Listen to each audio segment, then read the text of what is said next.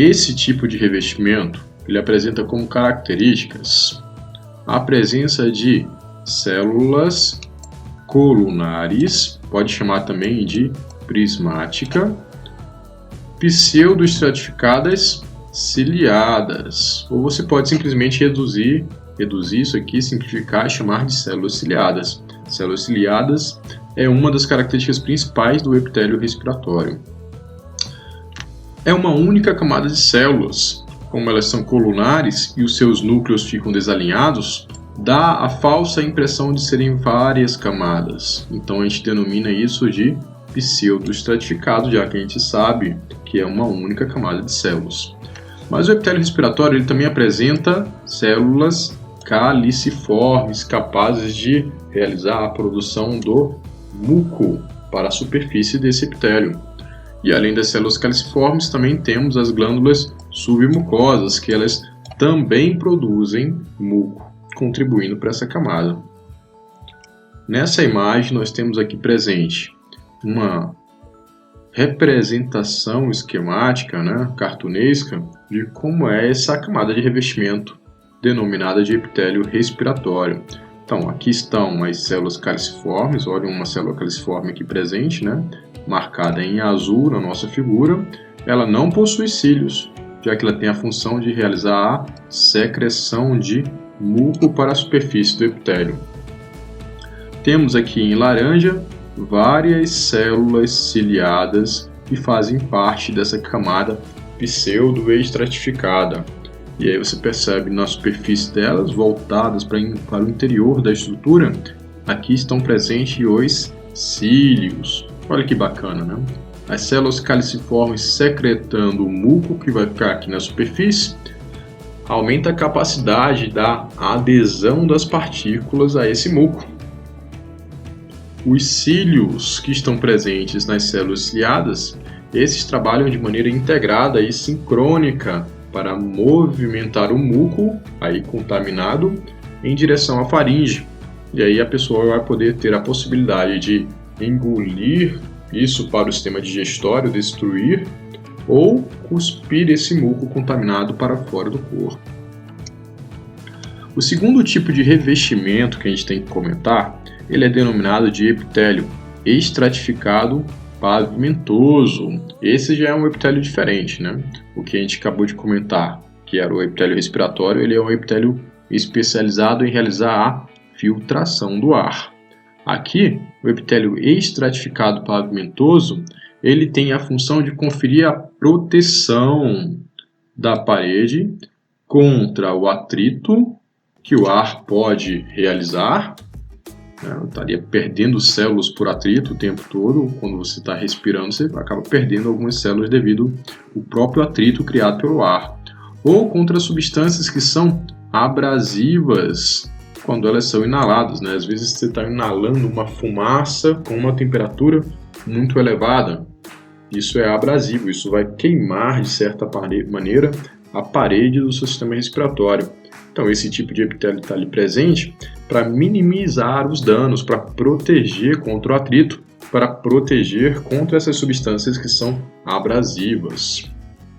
Ele é formado por muitas camadas de células e o formato dessas células também é bem específico. Elas são células achatadas, que a gente também poderia chamar de células pavimentosas. Pode chamar também de células escamosas, elas são bem achatadas. E como é estratificado, aí você percebe que devem ser muitas camadas de células que você vai encontrar aí.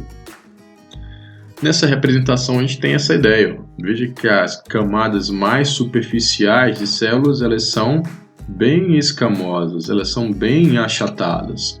E quanto mais profundo você vai verificando, as camadas vão ficando cada vez mais largas. Então você tem aqui a última camada, as células elas não são mais achatadas, elas têm um formato mais cuboide.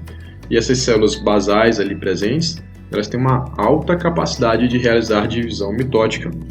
Exatamente porque as da superfície da parede estão sendo perdidas devido ao atrito, devido ao contato com substâncias abrasivas. E aí essas camadas mais basais elas vão aos poucos multiplicando-se para repor essa população que está sendo perdida lá em cima. Coloquei essa correlação clínica aqui para conversar um pouco com vocês, que é a metaplasia. Uma condição que acontece bastante em fumantes, onde o epitélio respiratório ele é substituído por um epitélio estratificado. Então, o problema aqui é que as células caliciformes do epitélio respiratório elas não são perdidas e elas vão acabar produzindo uma secreção muito mais intensa como consequência dessa metaplasia.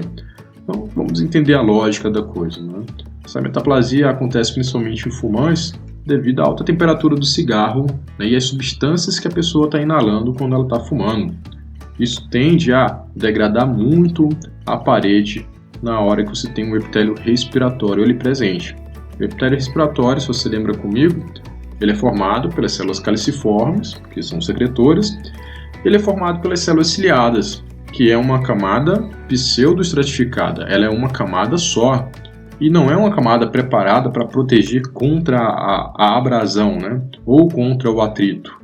Consequência disso, essa camada ela vai sendo perdida e no lugar dessa camada que deveria ser o epitélio respiratório, o seu sistema ele começa a substituir por um revestimento estratificado pavimentoso.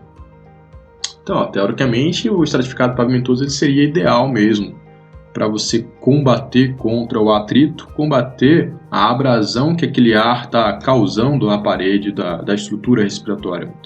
O problema é que as células caliciformes elas continuam ali presentes em grandes quantidades. E aí você não tem mais os cílios que deveriam estar movimentando e removendo o muco depositado.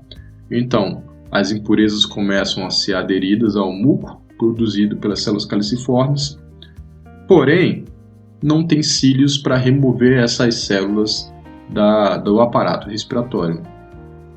Então veja aqui nessa primeira porção, tem aqui as células ciliadas, e nessa segunda porção nós temos aqui as células escamosas que substituíram as células ciliadas. Nessa histologia você pode ter a mesma ideia, né? As células ciliadas que estão sendo perdidas e estão sendo substituídas por um epitélio pavimentoso, formando uma camada estratificada. O próximo revestimento é o revestimento que a gente chama de epitélio olfatório. Vamos ver se eu consigo dar um pequeno zoom nessa imagem. Esse epitélio olfatório, você pode perceber que ele está localizado no teto da cavidade nasal. Então é essa região aqui da cavidade nasal que vai apresentar um epitélio especializado na percepção do olfato, na percepção do cheiro das coisas. Ele possui neurônios do tipo bipolar. Esses neurônios são, na realidade, quimiorreceptores da olfação. E se a gente fizer uma analogia com essa figura do lado direito, você vai perceber, né? Tá aqui essa região sendo ampliada para cá. Aí você vai perceber, na verdade, ela está meio que invertida, né? Então é como se fosse a região que eu estou destacando aqui, né? A cavidade nasal, nessa figura da direita ali, ela está na parte de cima. Então você tem as células olfatórias, que são os neurônios bipolares. Seus dendritos ficam voltados para a cavidade nasal.